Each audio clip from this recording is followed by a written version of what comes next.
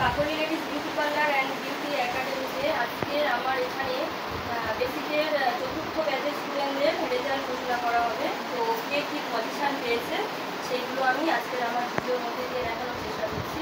তো এই ব্যাচের প্রথম স্থান অধিকার করেছে শিলেখা। আমি শিলেখাকে ডেকে নেবো। শিলেখা উঠে এসো, সবাই একটু হাততালি দেবে। শিলেখা প্রথম হয়েছে।